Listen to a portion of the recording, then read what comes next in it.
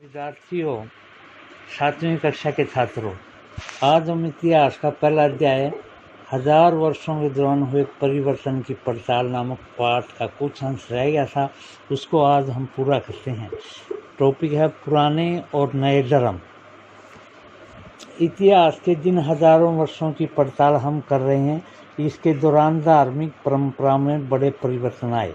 दैविक तत्व के लोगों की आस्था कभी कभी बिल्कुल व्यक्तिगत स्तर पर होती थी, मगर आम तौर पर इस आस्था का स्वरूप सामूहिक होता था।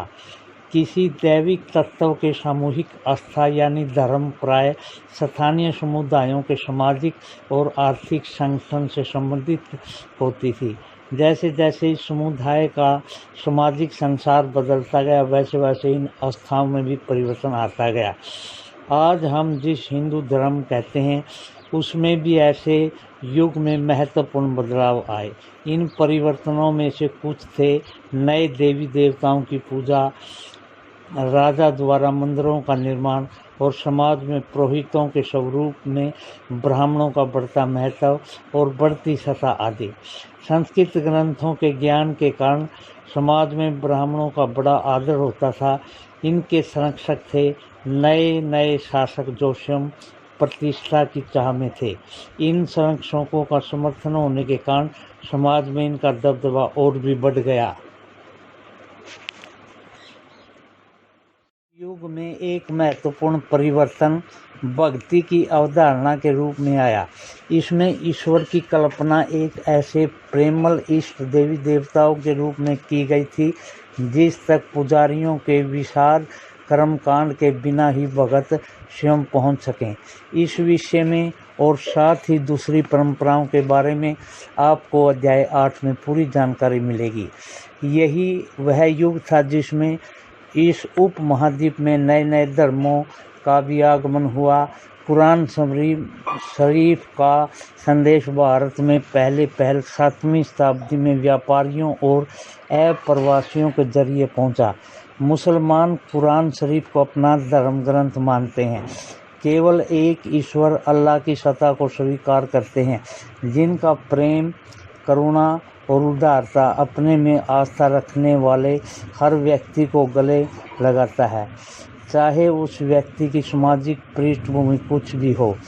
कई शासक इस्लाम और उसके विद्वान धर्मशास्त्रियों और स्वयं न्याय शास्त्रियों अर्थात उलामा के संरक्षण देते थे।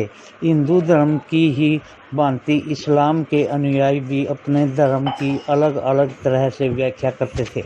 मुसलमानों में कुछ शिया थे जो पैगंबर साहब के दामाद अली को मुसलमानों का विधि संपन्न नेता मानते थे, और कुछ सुन्नी थे जो खलीफाओं के प्रभुत्व को स्वीकार करते थे। इस्लाम के आरंभिक दौर में इस धर्म का नेतृत्व करने वाले खलीफा कहलाते थे, और आगे भी इनकी परंपरा चलती रही। इस्लामी न्याय सिद्धांत विशेषकर भारत में हनफी और शफी ऐसे सिद्धांत हैं कि विभिन्न परंपराओं में भी कई महत्वपूर्ण अंतर रहे हैं। ऐसे ही धर्म सिद्धांतों तथा रहस्यवादी विचारों को लेकर विभिन्नताएं देखने को मिलती हैं। युग में समय और इतिहास के कालखंडों पर विचार। इतिहासकार समय को केवल घड़ी या कैलेंडर की तरह नहीं देखते थे, यानी कि केवल घंटों, दिन या वर्षों के बीतने के रूप में ही नहीं देखते थे। उनका नज़रिया यह है कि समय सामाजिक और आर्थिक संगठन में आने वाले परिवर्तनों को झलकाता है।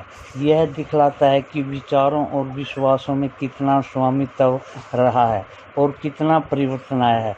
यदि अतीत को समान विशेषता रखने वाले कुछ बड़े बड़े हिस्सों के युग में कालों में बांट दिया जाता है, तो समय का अध्ययन कुछ आसान हो जाता है।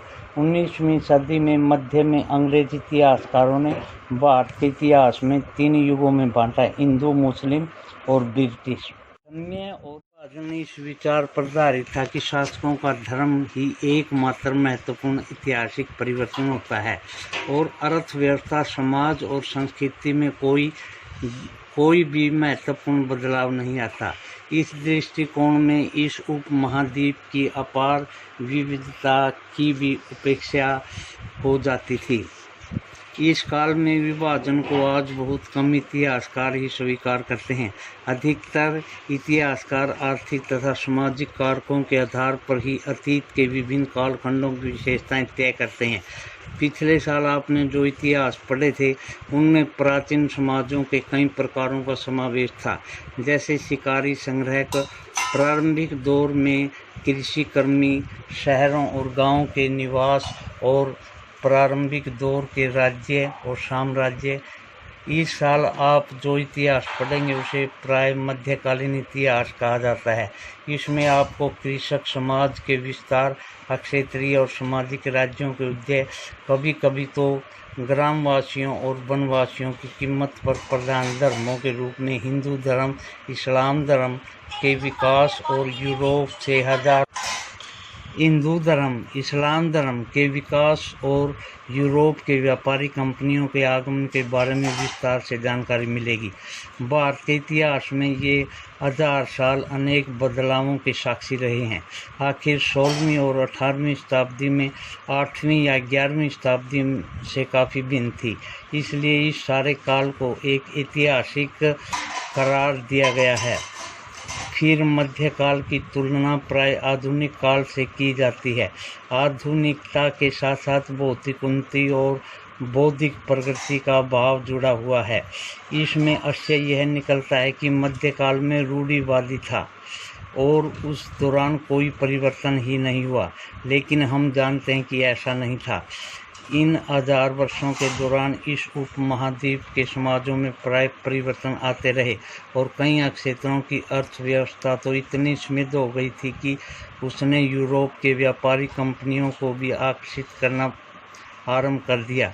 इस पुस्तक को पढ़ते समय आप परिवर्तन के चिन्हों और यहाँ के सक्रिय ऐतिहासिक प्रक्रियाओं पर ध्यान देते चलें और जब भी संभव हो इस पुस्तक में आप जो पढ़ रहे हैं उसकी तुलना आप पिछले वर्ष पढ़ी हुई बातों से करने की कोशिश करें। जहाँ भी संभव हो यह देखें कि कहाँ बदलाव हुआ है और कहाँ नहीं, और आज अपने आसपास की दुनिया पर नज़र डालकर यह भी देखते हैं और क्या कुछ बदला है वैसा ही रहा है।